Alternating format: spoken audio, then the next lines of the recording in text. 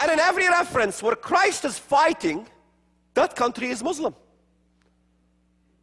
How come Americans thought for all these years that Christ is going to fight the Antichrist who comes out of Italy and he enjoys eating numero uno pizza and spaghetti and meatballs, I guess. I don't know. The EU, one country, 10 nations join. Greece was the 10th nation that joined. And then 11 joined, 12 joined, 13, 14, 15, 16, 17, 18, 19, 20, 21, 22, 23, 24, 25. And right, there you go. And I never knew this guy. And I've discovered him later on. I was like, how come he stole my stuff?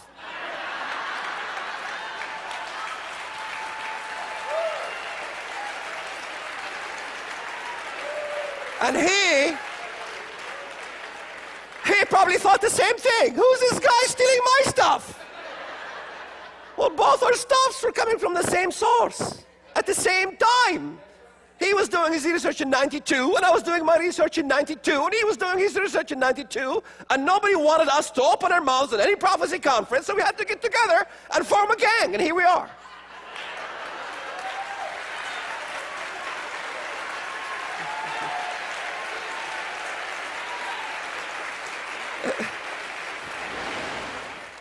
Tell me that Israel doesn't matter.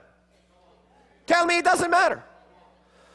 Well, let's see. Judgment Day comes. I'm pro-Palestinian Christian. And I wanted an establishment of a city of Jerusalem to be divided between Muslim Jews and Christians and Arabs and Jews. Let's divide it. Give the eastern portion to the Arabs. It's okay. After all, we'll have peace. But I'm a Christian. I believe in Jesus and Him crucified, and I attribute to that kind of thing. And when Christ comes, and He will come, and come He will, He's going to be ticked off. And what is He going to be ticked off about? He tells you, Joel chapter 3, I will gather all nations into the valley of Jehoshaphat, and I will enter into judgment there with them on the account of my people, my heritage, Israel, whom they have scattered among the nations. They have also divided up my land. And Westerners don't even know why Christ is going to come. I asked them, why do you think Christ is going to come? Judge said, well, we know that. What's He going to do? Well, bring peace. We know that. What else is He going to do? He's going to come and fight for Jerusalem. And Judgment Day comes, and you're going to go, hi, Jesus. I'm judging the world. Excuse me, I'm busy right now. I'm going to judge the world for dividing the land of Israel. Well, I'm pro the division of the land of Israel. Left. Next. Can one be on the side? I mean, look, who wants to divide Jerusalem? Who wants to divide Jerusalem? The devil! Antichrist wants to divide Jerusalem. What does he come to do? Divide Jerusalem, divide Israel, divide the land.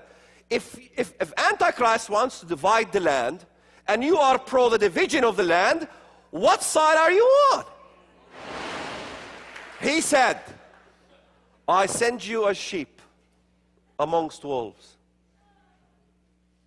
I send you as sheep amongst wolves. So what does that mean? If you got no wolves, maybe you're not sheep. Think about it. Think about it. If you don't have wolves in your lives, and don't tell me your mother-in-law is the wolf. No. That is not what the Bible is talking about. Or your credit problems, or your hemorrhoids. That's not what God is talking about. Those are not the wolves. Wolves are real people who really want to kill you and get you and destroy you for what you believe in. I began to understand when Jesus said that the day will come that the ones who will come to kill you, they will be thinking they are doing God a service. In fact, in Psalm 83, clearly what it says. Let's go back to Psalm 83. Oh, let's finish this one. Remind me to go back to Psalm 83. Look at that. Verse 8, for it is the day of the Lord's vengeance, the year of recompense for the cause of Zion. What does he do to Arabia? Verse 9, its streams shall be turned into pitch. The word streams, Hebrew is nachal, which really doesn't mean water streams like you think. It's not water streams. Nachal is torrents, mines. Look it up in the Strongs. Underground torrents or mines or tunnels will be filled with what? Pitch. What's pitch? You want to argue with that one? It'll be filled with pitch, and its dust into brimstone. Its land shall become burning pitch. It shall not be quenched night or day. Its smoke shall ascend forever. From generation to generation, it shall lie waste. Al Gore is not going to be happy when this happens.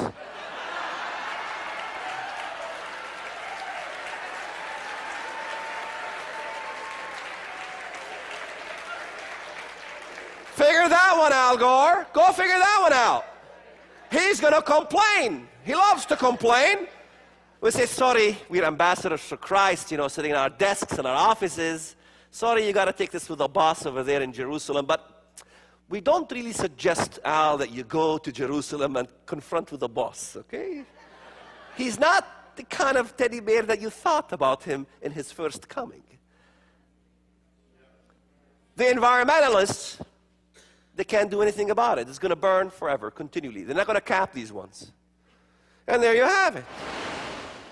We have just completed the 2007 International Prophecy Conference with nearly a dozen world-renowned speakers, but you don't have to miss a minute. I've been invited to many prophecy conferences, but this is the first one that I was allowed to talk about prophecy.